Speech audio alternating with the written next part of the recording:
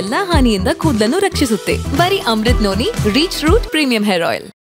So Appu ಸರ್ಗೆ shoot ಮಾಡಬೇಕಿದ್ರೆ ತುಂಬ challenging ಆಗಿತ್ತು ಈ ಪೋರ್ಷನ್ ಅಂದರೆ ಯಾವುದು ಅಂಜನಿಪುತ್ರದಲ್ಲಿ?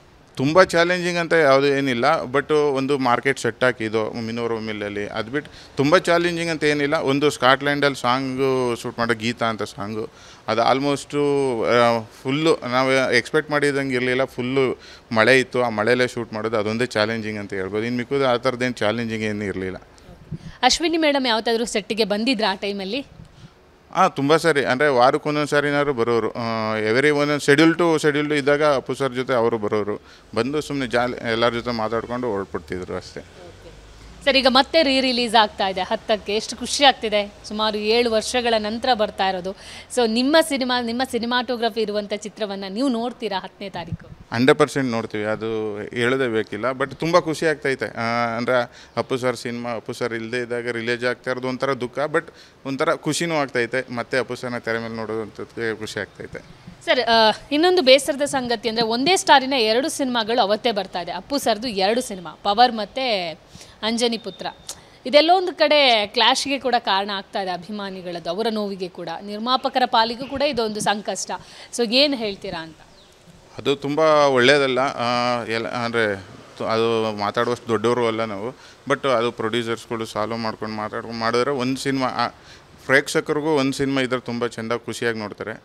ಅದು ತುಂಬ ಗ್ಯಾಪ್ ಬಿಟ್ಟು ಮಾಡಿದ್ರೆ ಒಳ್ಳೆಯದು ಅಂತ ನಾನು ಹೇಳ್ಬೋದು.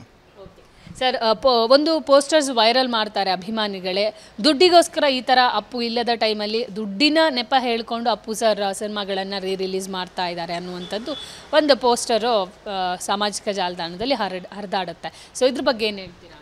ಆ ಥರ ಏನಿಲ್ಲ, ದುಡ್ಡಿಗೋಸ್ಕರ ಮಾಡ್ತಾರೆ ಅಂತಲ್ಲ. ಅವರು ಸಿನಿಮಾ ಪ್ರೇಕ್ಷಕರಿಗೋಸ್ಕರ ಮತ್ತೆ ರಿಲೀಸ್ ಮಾಡ್ತಾ ಇರೋದೇ ಖುಷಿ ವಿಚಾರ. ನೋಡಿ, ಖುಷಿಯಾದರೆ ನೋಡಿ, ಇಲ್ಲ ಅಂದರೆ ನಾವೇನು ಮಾಡೋಕ್ಕಾಗಲ್ಲ. ಬಟ್ ದುಡ್ಡಿಗೋಸ್ಕರ ಮಾಡ್ತವ್ರೆ ಅನ್ನೋದು ರಾಂಗು. ಪ್ರೇಕ್ಷಕರಿಗೋಸ್ಕರನೇ ಥಿಯೇಟ್ರಲ್ಲಿ ನೋಡಲಿ ಅಂತಲೇ ಮಾಡ್ತಾ ಇದ್ದಾರೆ. ನನ್ನ ಜೀವನದಲ್ಲಿ ನಾನು ಮಾತ್ರವಲ್ಲ, ನನ್ನ ಕೂದಲು ಕೂಡ ಆಗಿರಬೇಕು ಸ್ಟ್ರಾಂಗ್ ಅಂಡ್ ಸ್ಟೈಲಿಶ್.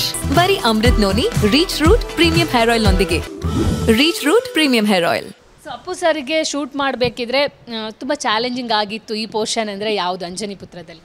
ತುಂಬ ಚಾಲೆಂಜಿಂಗ್ ಅಂತ ಯಾವುದು ಏನಿಲ್ಲ, ಬಟ್ ಒಂದು ಮಾರ್ಕೆಟ್ ಸೆಟ್ ಹಾಕಿದ್ದು ಮಿನೋರೋ ಮಿಲ್ಲಲ್ಲಿ. ಅದು ಬಿಟ್ಟು ತುಂಬ ಚಾಲೆಂಜಿಂಗ್ ಅಂತ ಏನಿಲ್ಲ. ಒಂದು ಸ್ಕಾಟ್ಲ್ಯಾಂಡಲ್ಲಿ ಸಾಂಗು ಶೂಟ್ ಮಾಡೋ ಗೀತಾ ಅಂತ ಸಾಂಗು, ಅದು ಆಲ್ಮೋಸ್ಟು ಫುಲ್ಲು ನಾವು ಎಕ್ಸ್ಪೆಕ್ಟ್ ಮಾಡಿದಂಗೆ ಇರಲಿಲ್ಲ. ಫುಲ್ಲು ಮಳೆ ಇತ್ತು, ಆ ಮಳೆಯಲ್ಲೇ ಶೂಟ್ ಮಾಡೋದು ಅದೊಂದೇ ಚಾಲೆಂಜಿಂಗ್ ಅಂತ ಹೇಳ್ಬೋದು. ಇನ್ನು ಮಿಕ್ಕೋದು ಆ ಥರದ್ದೇನು ಚಾಲೆಂಜಿಂಗ್ ಏನು ಇರಲಿಲ್ಲ.